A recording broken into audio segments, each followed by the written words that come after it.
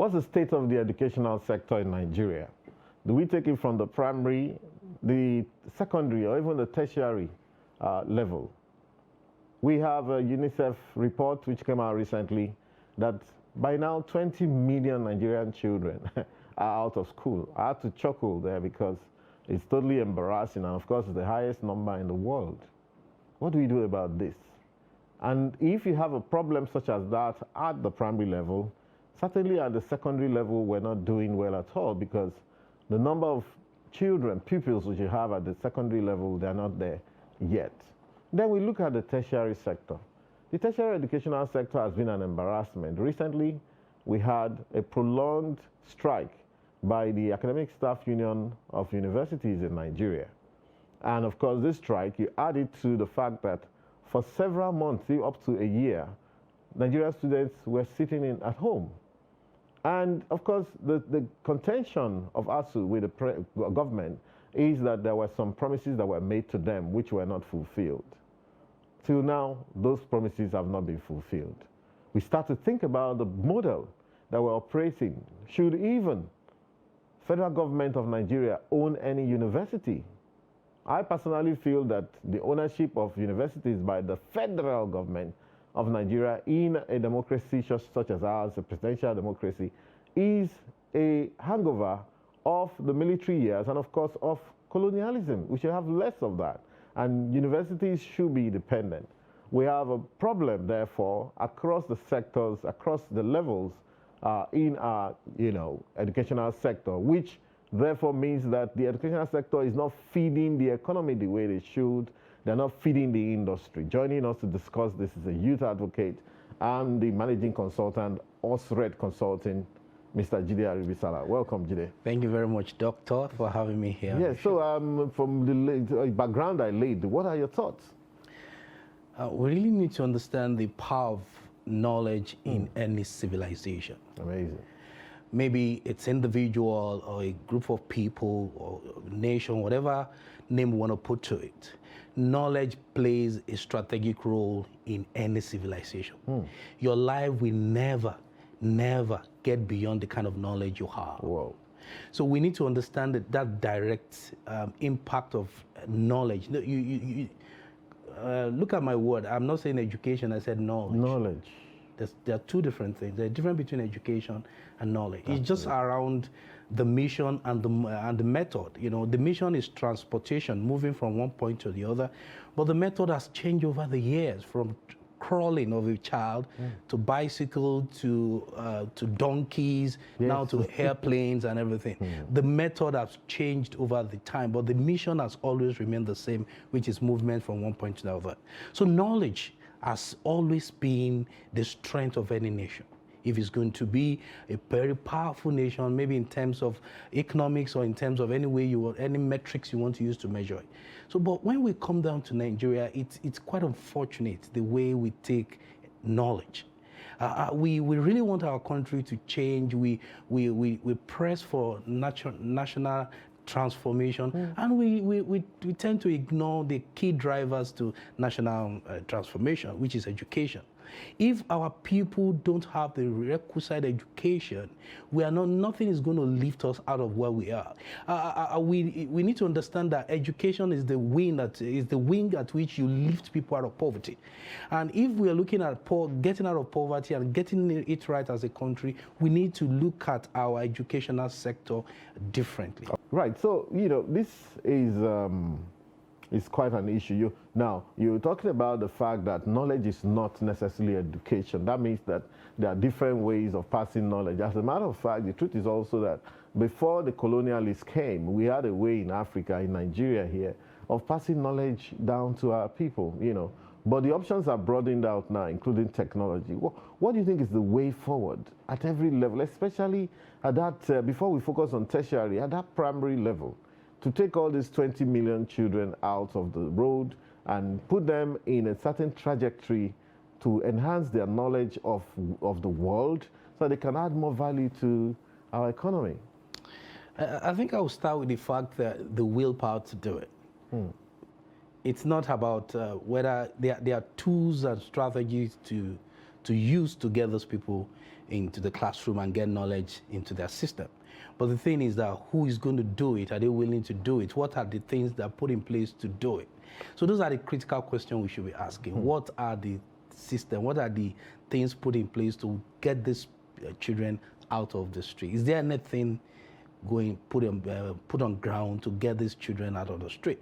It's not about, at least at that their level, it's not really about the tools. The tools are there, but the willpower. Who is going to get them out? Where are the classrooms? Who are the teachers? Who will do the paying? Who will, all these things, and these questions needs to be asked around all this. I'm even trying to think in terms of, if we assume that all of those structures have failed, we don't have enough classrooms, the classrooms that are there are dilapidated, we don't have enough committed teachers.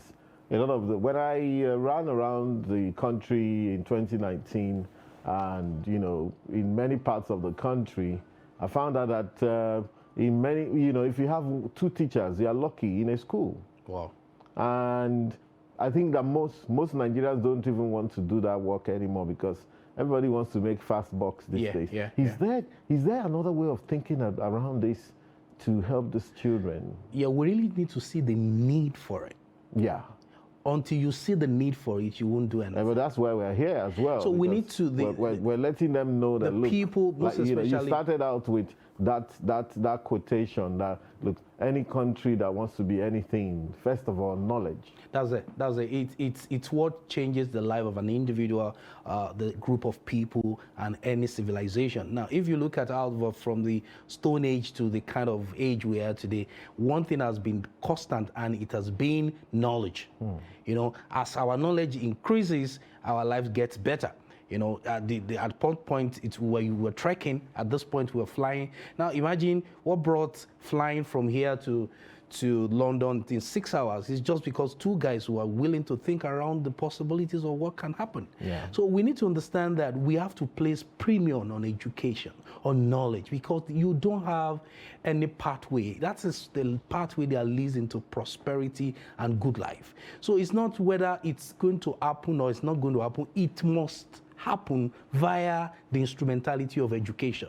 So you see, when we had ASU's strike for that long, it's quite appalling to have that kind of strike where young people with the kind of fertile minds are seated at home doing nothing. We need to understand that all these things are the fabric of our future. And if we want a country that is good, we want a country that is better for everybody, that is what we need to do, education. We need our leaders to place premium on education. Yeah, now, it's some like 30 years, about over 30 years ago, in China, you understand that if the kind of, the economic climate is not the kind of economic climate they had, what happened was they began to lift their people out of poverty. How? Through education, through knowledge. So we need to understand that we are not going to live where we are until we begin to change things differently, most especially in the sector of education. People need to think differently. Look at what this guy said, a popular guy, Albert Einstein. He said education is not in the accumulation of facts, but in the training of the mind to think. Exactly. Now, so we need to understand that education is not in the quantity of certificate, but in the quality of thought. And we have to start from the beginning, how to question things. A man is, there are 2 variables, we have the man and his environment. And the man begins to increase in knowledge and begins to question his environment more enough to begin to identify the possibilities that are there. And so you see, that same man has not changed. The man is still with 2 legs. He's not going to be with 4 legs. But one thing is increasing about that man is his knowledge quotient. And as he's increasing, he's having a direct consequences on his environment, and his life is getting better and better each day. So we need to understand that government need to put a premium on education. Knowledge is the phenomenon that creates other phenomena. Without knowledge, there can't be economics. Because you have to produce before you sell. Yeah. Without knowledge, you can't produce. You can't produce the camera, you can't produce the phone, you can't produce the crude oil. Now, the crude oil was in Olobere for years. What brought it out of the soil? Knowledge. Now, so we need to understand that nature has to come in contact with knowledge so that we can have transformation. And our government, our people in authority need to know this fact that we are not just going to school just to get our kids engaged. We are going to school to get our kids develop, build a future for them. All right, lovely and a great way. But I'm still trying to, link that knowledge and education, given the fact that our educational system is broken, as is broken, If it wasn't broken, we wouldn't have 20 million. Let's even call it 10 million children out of school. Left to me, we shouldn't have 100,000 children. We shouldn't have 1,000 children out of school. But the question is, why are they out of school? Now, that's one. Yeah, that's one. Okay, so the educational system seems broken. I'm trying not to just basically preach to the so-called leaders, whoever they are. I'm also looking at myself as a leader, yourself as a leader in this country, and so on. And so I'm thinking, are there ingenious ways to help this multitude of children that are out of school, even if we have to bypass the broken educational system? Could we deploy technology? Is there a way we can gather those children in a certain area, take them on YouTube, let them learn new things or whatever, Are there things that can be done, even without technology? One of the things I've toyed with in the past is to say, okay, can we get people like you, people like me, to teach children and impart knowledge where we don't have enough teachers, for example, to spend some of our time. Therefore, it won't be just a case of appealing to the political leaders, but to appeal to every leader in society, including ourselves. For those of us who've been through the school system, to say, listen, you can add back. For those of us who don't need the money, okay? We don't need the money to go and teach a group of impoverished children. We know that we're imparting back into society to help ourselves and our children. So if we don't do this, so I'm just thinking about that because again, knowledge has always been there before the current thing we know as education. When we talk about education today, it invokes, let's say, the English kind of education, the modern type of education, the fact that everybody has to conform. And even that one is changing. I mean, it used to be that universities like Harvard will look down on online training in the past. You have to come to university to take a degree, but now we have so much going online. We have some of the online universities doing very well, and even you could get Harvard. I have a couple of them. Harvard certificates from studying online for 10 weeks, 11 weeks. Oxford, Cambridge, Yale, all the works have now gone online. Perhaps we should be looking at how can we deploy online education to help this huge lacuna that we have, And of course, apart from drilling it into these leaders, the political leaders, the importance and essence of education and by education, by extension, knowledge in driving a society, perhaps we should be giving them some constructive suggestions. What do you think? Yeah, very, very, I'm thinking when you were talking in the sense of deploying technology. It's a good idea, but who's going to deploy? Yeah, maybe if government doesn't, can private sector people come together? If they can, that would be beautiful. Yeah. But the issue is, we need to understand that somebody needs to take action. Now, because I'm tired of actually appealing to political leaders. I had my foray into politics as well. It's not easy. And so the priorities in politics are different. The way they think is different. We'll be lucky to find a leader that, decides to think very seriously about this issue. And apart from that, many times when they think in terms of education, people think in terms of the percentage of the budget you allocate. But it doesn't end in percentages. You give the percentage, but if there's corruption eats most of the money as well. Then you're back to square one. Okay? If it's just a matter of just percentages of wastage is wastage at the end of the day. But, we need a concerted effort. I think that the private sector leaders must also begin to come on board, like they are coming on board in some other initiatives as well, Yeah, I get your point. Like I said, if anybody that wants to do it and that has the heart to do it, it will always work. I understand. I'm going to talk in two dimensions. The first one is individuals taking the initiative to come and teach. That's brilliant. But if we do 1 or 2, 3, 4, 5 people, yeah, we can make an impact. But considering the volume of the people that needs to be lifted up.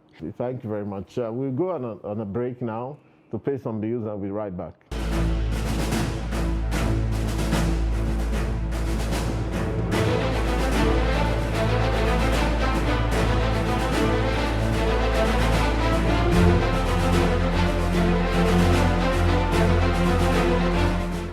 Welcome back, viewers.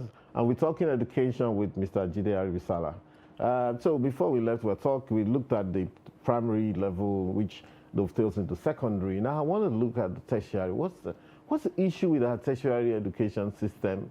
You know, we're producing graduates every day, but imagine that if those 20 million children that are left behind were in school, we'll probably be producing ×4 the graduates that we are producing today, even if some of them opt out of education, even at primary 6 level, or from 3 level, or from 6 level, as the case may be, SS3, SS6, SS3, JS3 level, if they did that. But we'll still be having a deluge.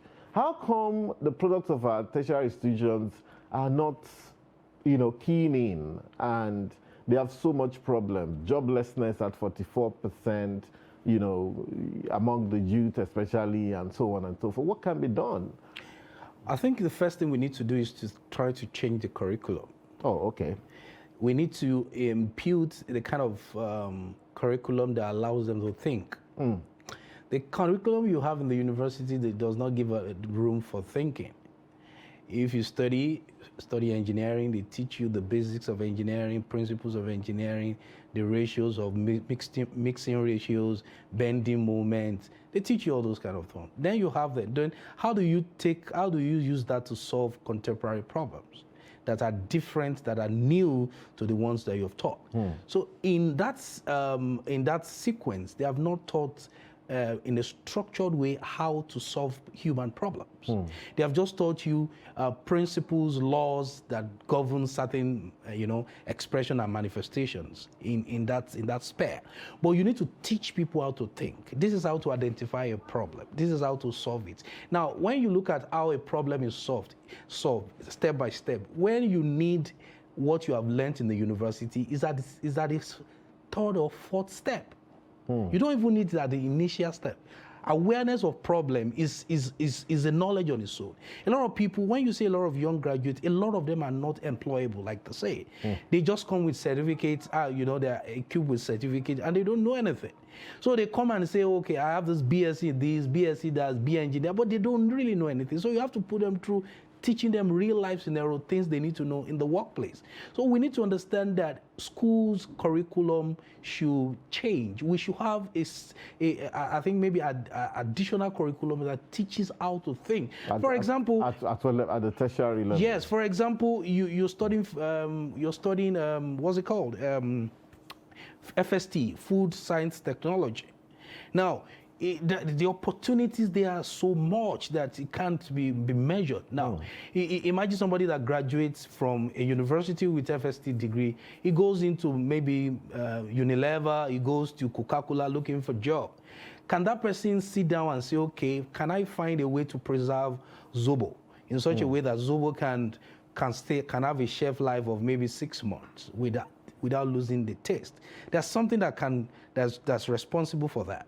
Now, when you teach a student like that, most of them comes out and begin to look for opportunity to deploy what they learn, not for looking for job.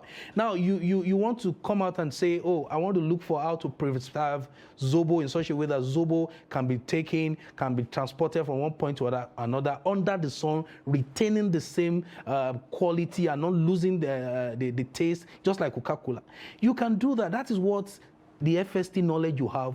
You will begin to experiment, test, what do we need to add? Do we need to add this? Do we need to add this? Before you know, when you find a recipe or something that you can add to Zobo in such a way that can preserve it, then all instantaneously, there's a business there already.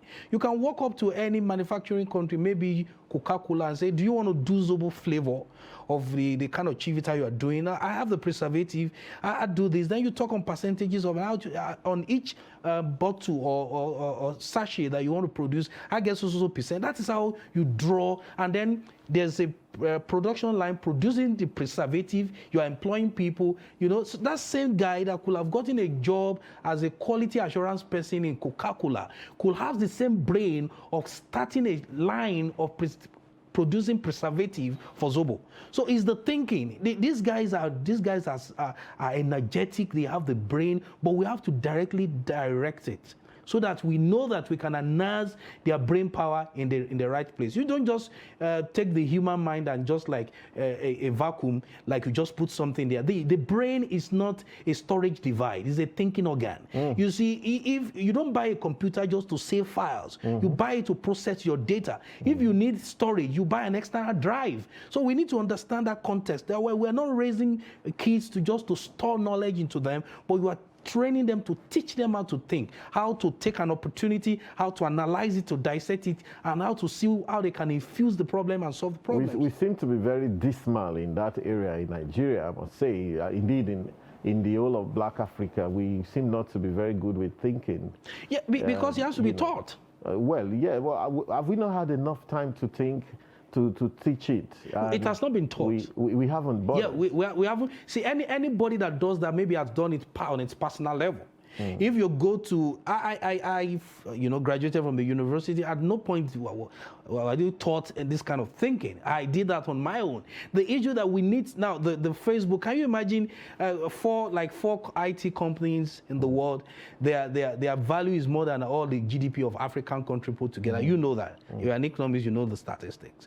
So who gave Microsoft the idea? Who gave Zuckerberg the idea? Was it the government? Was individuals trying to engage their minds and begin to analyze, identify opportunities around their space and begin to find what they have to begin to solve it? Look at Google. Who gave him? These are human beings trying to deploy their mental prowess. So it has nothing to do with geography. It just have, as long as you are human, you are a machine, whether you are in America or in Nigeria. So in as much that our digestive system is similar, our reproductive system is similar, so also our brain system. But we need to put our brain just in the right environment to stimulate the thoughts that we need and the actions that will drive all this kind of initiative that will give us the kind of new children. If we were going to, sorry for continuing there, but if we were going to take this to the university environment, the polytechnic environment and co, how will it work? You remember that we would have a lot of resistance from, the professors, the academicians who are used to what they do. They focus on the theory and they teach the theory. But how do you think this will fare? For example, I have this idea, which I keep repeating, that I think that by now, when you go to a university and find out that their road is all dug up, right? There are buildings that are incomplete. They say they suffer from this infrastructure shortage or the other. Then you wonder that they're producing university graduates in engineering every year.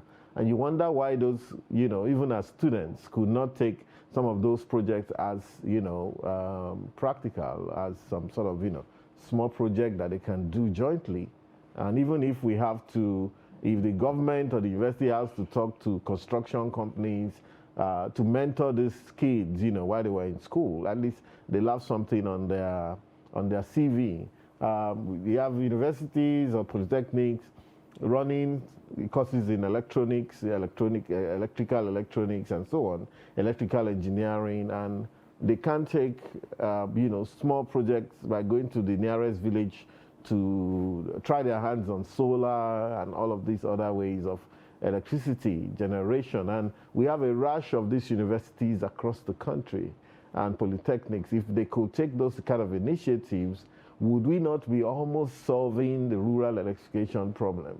So that federal government will then focus, and state government, focus on the urban area where the need is even much, and so on. So that way the youth are directly contributing to the progress of their country even before they leave university. But how easy do you think it will be to drive this kind of project? Yeah, it's very laudable. I think you've said it personally. I've heard you say it a lot of time. But I think we need to understand that the educational system in Nigeria is just like the big ship, that it takes a while to turn. You're a small car, you could just do a 360, but a ship, it takes a whole lot of things to turn. Now, but the thing we need to understand that we need to be sincere with ourselves. We need to analyze critically the state of education in Nigeria, most especially the tertiary institution. Now, let's take a PhD, for example. Now, when you're doing a PhD, you start with research questions. Research question gives you a direction. You're looking for something. Yeah, exactly. You are guided by maybe one or two questions that guides you, gives you a framework of what you're looking for. So your knowledge, your deployment is tailored towards searching for an answer to a certain set of questions.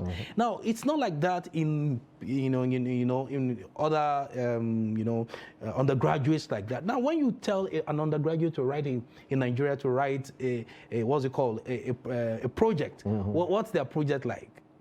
They just copy and paste. They don't really understand that a project should be tied, a final year project should be tied to such a project in such a way that is going to cut across everything they've learned, so that they are going to have hands-on on what they are doing. For example, if you are teaching somebody electrical electronics, that project should be on fabricating a new kind of equipment or a new kind of machine that is not existing. Now, for example, I see some university, I saw a kind of car. I'll put it very close to, four wheels rolling in the university, and everybody's clapping. What's that? What's the newness in that? Exactly. So we need to understand newness should be brought in. What's the new thing that now we know that the world now is driven by electric cars. That's a new car invention, though it has been before, but it's new. So when you put an engine into a small bus, can you put it on 4 tires and you say that's electrical? That's nothing.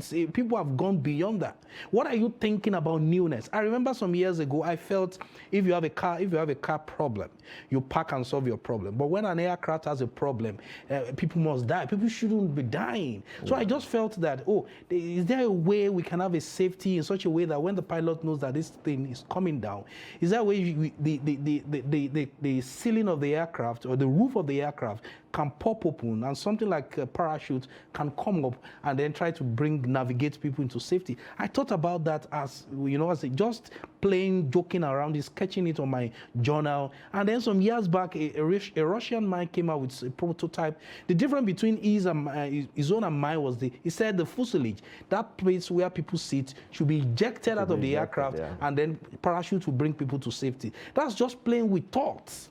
So we need to understand that critical thinking should be taught, even from the lowest, from primary school to secondary school. People need to question their environment in such a way that they can identify the possibility that lies there. Until we do that, we're not going to have newness. We're not going to push the frontiers. We're just going to have storage. And we don't need storage. We need people that can use their mind to open new thoughts. Great place to end the discussion. Last thing, under 10 minutes, under 10 seconds, if you will.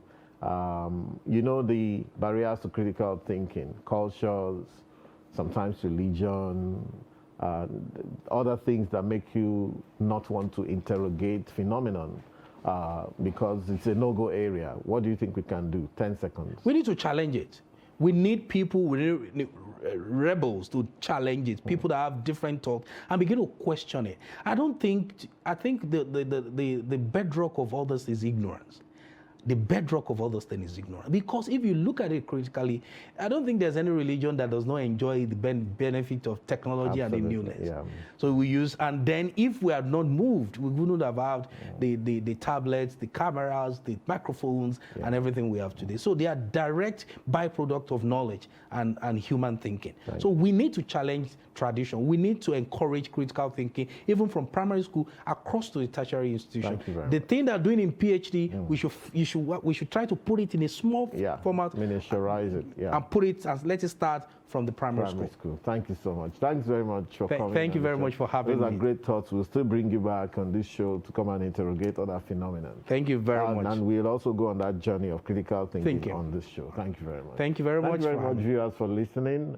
It's been great. It's a great time talking to Mr. Aribisala. See you next week.